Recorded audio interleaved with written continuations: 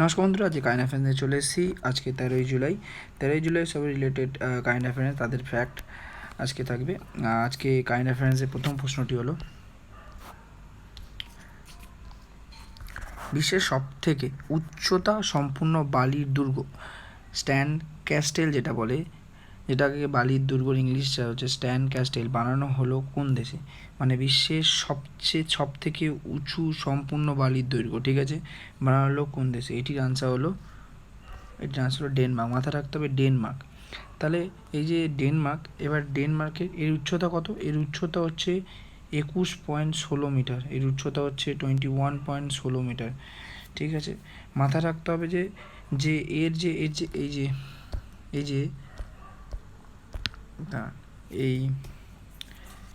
এই যে উচ্চতা যে দৈর্ঘ্য বানানো আছে এটি ডেনমার্কে অবস্থিত। এটি বিশ্বের সবথেকে বালির দৈর্ঘ্য বানানো হয়েছে, আর এটির উচ্চতা হচ্ছে 21.16, ঠিক আছে। আর জানি এই জিনিসটাই হচ্ছে আসল জিনিসটা হচ্ছে এটাই হচ্ছে উচ্চতা বালির দৈর্ঘ্য যেটা বানানো হয়েছে ডেনমার্কে, তার উচ্চতা হচ্ছে 21.16। মাথা রাখতে হবে। পরবর্তী প্রশ্ন হলো, সম্প্রতি কোন রাজ্য তাদের নিজস্ব ওটিটি প্ল্যাটফর্ম লঞ্চ করেছে? ওটিটি প্ল্যাটফর্ম যেরকম ধরুন নেটফ্লিক্স, তারপর ধরুন হটস্টার, এরকম যেরকম আছে তাদের নিজস্ব একটি প্ল্যাটফর্ম লঞ্চ করার ঘোষণা করলো। এটি কোন সরকার? এটি কোন রাজ্য সরকার? ঠিক আছে, রাজ্য। এটি আনসার হলো কেরালা। মাথা রাখতে হবে কেরালা। তাহলে এই যে কেরালা ওটিটি প্ল্যাটফর্ম, তাহলে ওটিটি প্ল্যাটফর্মটা কী জেনে নিই। ওটিটি প্ল্যাটফর্মটা হচ্ছে এক ধরনের, জেনে নিই দেখুন। তাহলে আগে কেরালার রাজধানীটা দেখে নিই। রাজধানী হচ্ছে তিরুবনন্তপুরম, ঠিক আছে। আর মুখ্যমন্ত্রী হচ্ছে পিনারাই বিজন, আর রাজ্যপাল হচ্ছে আরিফ মোহাম্মদ খান। তাহলে মাথা রাখতে হবে রাজধানী হচ্ছে তিরুবনন্তপুরম, আর মুখ্যমন্ত্রী পিনারাই বিজয়ন, আর রাজ্যপাল হচ্ছে আরিফ মোহাম্মদ খান, ঠিক আছে। এদের সম্প্রতি কোনো রাজ্য তাদের নিজস্ব ওটিটি প্ল্যাটফর্ম লঞ্চ করেছে? কেরালা, ঠিক আছে। এবার ওটিটি সম্বন্ধে জেনে নিই। ওটিটি দেখুন, ওটিটি হচ্ছে কেরালা গভর্নমেন্ট, ঠিক আছে। Kerala government has proposed have its on over the top, মানে এটা ওটিটির ফুল ফর্ম হচ্ছে ওভার দ্য টপ। মাথা রাখতে হবে ওভার দ্য টপ। এটির ফুল ফর্ম হচ্ছে ওভার দ্য টপ। মাথা রাখতে হবে ওভার দ্য টপ। এবার platform, the state government has plan launch by the November 1 তারিখে। মাথা রাখতে হবে নভেম্বর 1 তারিখে, ঠিক আছে। লঞ্চ করবে বাই নভেম্বর 1 তারিখে। তাহলে কেরালা ঘোষণা করলো কোন সরকার ওটিটি প্ল্যাটফর্ম লঞ্চ করলো? কেরালা সরকার। তাহলে কেরালা সরকার লঞ্চ করলো ওটিটি প্ল্যাটফর্ম, ঠিক আছে। কবে লঞ্চ করবে? নভেম্বর 1 তারিখে, ঠিক আছে। পরবর্তী প্রশ্নটি হলো, দ্য লাইট অফ এশিয়া শিরোনাম বইটির লেখক কে? দ্য লাইট অফ এশিয়া শিরোনাম বইটির লেখক হচ্ছে জয়রাম রমেশ। মাথা রাখতে হবে জয়রাম রমেশ। তিনি একজন লোকসভা, মাথা রাখতে হবে, বলে দিই একটি আলাদা ফ্যাক্ট আছে। উনি বিধানসভার একটি কর্মরত ছিলেন, এবং জয়রাম রমেশ তিনি দ্য লাইট অফ এশিয়া শিরোনাম বইটি লেখেন। দ্য লাইট অফ এশিয়া এই যে হার্ড কপি বেরিয়েছে, মাথা রাখতে হবে এই যে হার্ড কপিটা, যে লাইট অফ এশিয়া, যে the poem and define the Buddha hard cover. মাথা রাখতে জেনে নিন যে দ্য লাইট অফ এশিয়া যে শিরোনাম যে বইটি লেখে, এটি লিখেছেন জয়রাম রমেশ। আর এটি আগে একটি লিখেছিলেন, তার নামটা বলছি। তার আগে এটা জেনে নিন যে 7ই জুন 2021 তারিখে এটি হার্ড কভার পেয়েছে। আর এটি রিলেটেড, এই যে এটি দ্য লাইট অফ এশিয়া, এটি কি রিলেটেড? এটি হচ্ছে বুদ্ধদের বা মঙ্ক, মানে যারা সন্ন্যাসী, স্বামী বিবেকানন্দ বা যারা মঙ্ক, তাদের বিষয় নিয়ে এটি আলোচনা করা হয়েছে। আর এটি প্রথম পাবলিশ হয়েছিল, the light of Asia is the epic poem by the Edwin Arnold, মানে Edwin Arnold, that was the first publish 1879। মাথা রাখতে হবে 1879 is the first publish 18, it is the narrative, মানে যাদের পরিপ্রেক্ষিতে যেটা বলা হয়েছে, যাদের লাইভ নিয়ে আলোচনা করা হয়েছে, তারা হচ্ছে বুদ্ধ। মাথা রাখতে হবে the light of Asia epic poem by Shri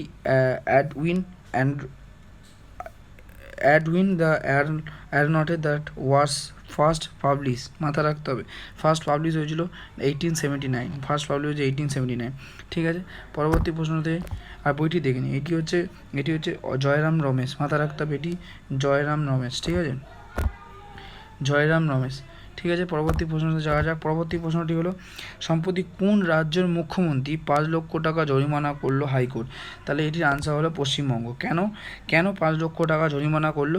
এটির উত্তর হচ্ছে, পশ্চিমবঙ্গ বিধানসভা নির্বাচনে নন্দীগ্রামে তার পরাজয় চ্যালেঞ্জ করে মমতা ব্যানার্জি যে মামলা দায়ের করেছিলেন তার সঙ্গে সম্পৃক্ত একটি আবেদন করার জন্য আদালত তাকে এই জরিমানা করেছিলেন। মাথা রাখতে হবে, দেখেন বুঝে নিন জিনিসটা কী বলতে চাইছি। এই যে 5 লক্ষ টাকা জরিমানা করলো হাইকোর্ট, কেন করেছে? পশ্চিমবঙ্গে যে বিধানসভা নির্বাচন হয়েছিল সেখানে মমতা ব্যানার্জির এগেনস্টে দাঁড়িয়েছিল কে দাঁড়িয়েছিল, শুভেন্দু অধিকারী সেইখানে জিতে যায়, কিন্তু মমতা ব্যানার্জি বলেছিলেন যে এখানে কোনো খুবচুটি বা কিছু ভুল কিছু হয়েছে, তাতেই আমি হেরে গেছি। সেই নিয়ে তিনি হাইকোর্টে মামলা করেছিলেন। সেই মামলায় সম্পৃক্ত একটি আবেদন করার জন্য আদালত তাকে জরিমানা করেছিলেন। এই জরিমানাটা 5 লক্ষ টাকা। তাহলে মাথাটা সম্প্রতি কোন রাজ্য মুখ্যমন্ত্রীকে 5 লক্ষ টাকা জরিমানা করলো? পশ্চিমবঙ্গ সরকারকে জরিমানা করেছে হাইকোর্ট। ঠিক আছে, পরবর্তী প্রশ্নটি হলো, দ্বাদশ শ্রেণীর শিক্ষার্থীর জন্য ইভ্যালুয়েশন স্কিম লঞ্চ করলো কোন রাজ্য? দেখুন, দ্বাদশ শ্রেণী যে স্কিম লঞ্চ করেছে এটি কারণটা হচ্ছে কোভিড-19 জন্য। মাথা রাখতে হবে যে ইভ্যালুয়েশন স্কিম লঞ্চ করলো কোন রাজ্য সরকার? এটি অ্যাকচুয়ালি লঞ্চ করেছে কোভিড-19 জন্য, কারণ স্টুডেন্টরা স্কুলে যেতে পারছে না। এবার তারা স্কুলে যদি না যায় তারা করবে এটা কী? ইভ্যালুয়েশন স্কিম লঞ্চ করবে, তাদেরকে প্রজেক্ট জমা দিতে হবে, তাদের সাথে অনলাইন ক্লাস করাতে হবে। সেই পরিপ্রেক্ষিতে মহারাষ্ট্র এটি লঞ্চ করলো কোন রাজ্য? এটি মহারাষ্ট্র করেছে। মহারাষ্ট্র। তাই মহারাষ্ট্র সম্বন্ধে জেনে নিই আগে।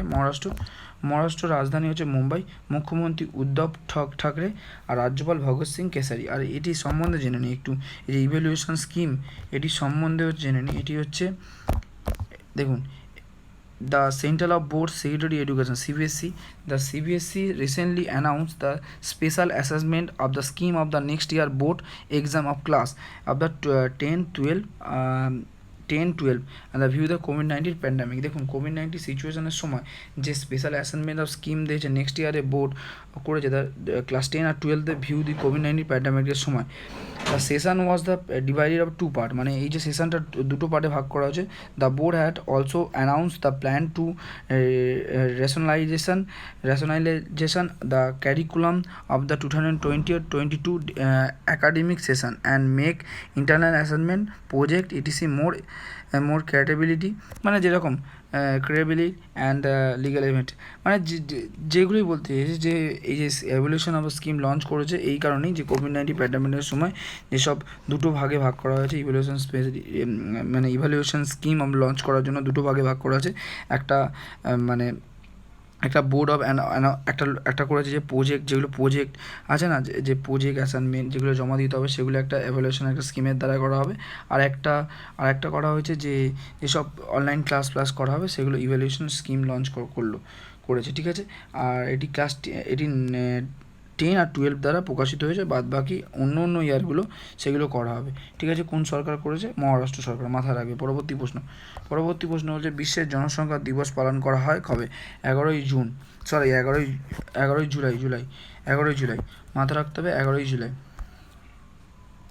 তাহলে বিশ্বের জনসংখ্যা দিবস পালন করা কবে? 11ই জুলাই। তাহলে 11ই জুলাই করা হয়। তাহলে এই সম্বন্ধে একটু জেনে নিই যে এর থিম কী ছিল। এই বছরের থিম হলো রাইট অ্যান্ড চয়েস আর দ্য আনসার। মাথা রাখতে হবে এই বছরের থিম ছিল রাইট অ্যান্ড চয়েস আর আনসার। মাথা রাখতে হবে রাইট অ্যান্ড চয়েস আনসার। ঠিক আছে, পরবর্তী এটি পিকচারটা একটু দেখে নিই যে আর এটি 11ই জুনে বিশ্ব জনসংখ্যা দিবস পালন করা হয়। 11ই জুন বিশ্ব জনসংখ্যা দিবস পালন করা হয়। পরবর্তী প্রশ্ন এটি এটি পিকচারটা হচ্ছে। ঠিক আছে, পরবর্তী প্রশ্নটি হলো, সম্প্রতি ইন্ডিয়ান রেলওয়ে ম্যাপে কোন রাজ্যটি অন্তর্ভুক্ত করলো? ইন্ডিয়ার যে রেলওয়ে ম্যাপটা আছে ওখানে কোন রাজ্যকে অ্যাড করলো? এটি আনসার হলো মণিপুর। মাথা রাখতে হবে মণিপুর। মানে আগে এই মণিপুর রাজ্যটা ইন্ডিয়ান রেলওয়ে ম্যাপে ছিল না। এই রিসেন্টলি এই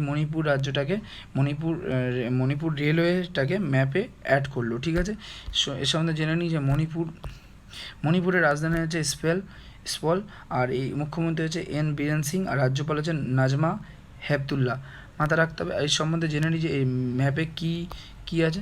দেখুন, এ প্যাসেঞ্জার ট্রেন, মানে এটা একটা প্যাসেঞ্জার ট্রেন, ঠিক আছে, রাজধানী এক্সপ্রেস এ প্যাসেঞ্জার ট্রেন, দুটো রাজধানী এক্সপ্রেস আর Rajdhani passenger train from the Assam to Silchar railway station the reach the ভিনাগাছুপাও ভিনাগাছুপাও আর railway station is the Manipur for the trial run on Friday, মানে এই ফ্রাইডে মানে জুলাই মাসে 5 তারিখে, জুলাই মাসে 5ই ফেব্রুয়ারি 5ই জুলাই শুক্রবারে এরকম একটা সামথিংয়ে putting the state of the Indian railway map, মানে মাথায় রাখতে হবে যে এই যে 5ই জুলাই 2021 তারিখে মানে মণিপুর যে রেলওয়েটাকে ওটাকে ইন্ডিয়ান রেলওয়ে ম্যাপে অ্যাড করা হয়েছে। তাহলে কেন করা হয়েছে? রাজস্থান এই রাজধানী এক্সপ্রেস মানে এগুলো ট্রায়ালে গিয়েছিলো, Rajdhani express Assam Silchar railway station, মানে যেগুলো পড়ছে মণিপুরের মধ্যে, আর Assam Silchar railway station reach the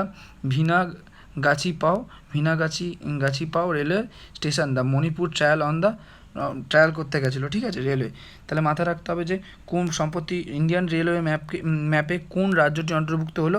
Manipur. পরবর্তী প্রশ্নটি হলো যে ব্রাজিলকে পরাজিত করে কোপা আমেরিকা 2021 জিতল কোন দেশ? এটির আনসার এটা সবাই জানে, সেদিনকে তো সবাই ম্যাচ দেখেছে, ঠিক আছে। এটির আনসার হলো আর্জেন্টিনা। তাহলে আর্জেন্টিনা জিতেছে, ব্রাজিলকে পরাজিত করে কোপা আমেরিকা 2021 জিতল আর্জেন্টিনা, ঠিক আছে। পরবর্তী, এটি জানে নেওয়ার আগে আরেকটু জেনে নিই যে ঐতিহাসিক মারাকানা স্টেডিয়ামে ব্রাজিলকে কাঁদিয়ে কোপা আমেরিকা শিরোনাম জিতল আর্জেন্টিনা 1993 সালের পর কোনো বড় টুর্নামেন্টের শিরোপা জিতল নীল সাদা বাহিনী, মানে 1993 সালের পর থেকে কোনো আর্জেন্টিনা কোনো কাপ এখনো অবধি পায়নি, ঠিক আছে। মিনিমাম 28 বছর, আই থিঙ্ক, মনে হয় 28 বছর পর এই কাপটি ওদের ঘরে গেল, ঠিক আছে। তাহলে ব্রাজিলকে পরাজিত করে কোপা আমেরিকা 2021 জিতল কোন দেশ? আর্জেন্টিনা, ঠিক আছে, মাথায় রাখতে হবে। এই যে দিতেছে এটা পিকচার। পরবর্তী প্রশ্নটি হলো ইংল্যান্ডকে হারিয়ে ইউরো কাপ জিতল কোন দেশ? ঠিক আছে, এটির আনসার হলো ইতালি, ঠিক আছে।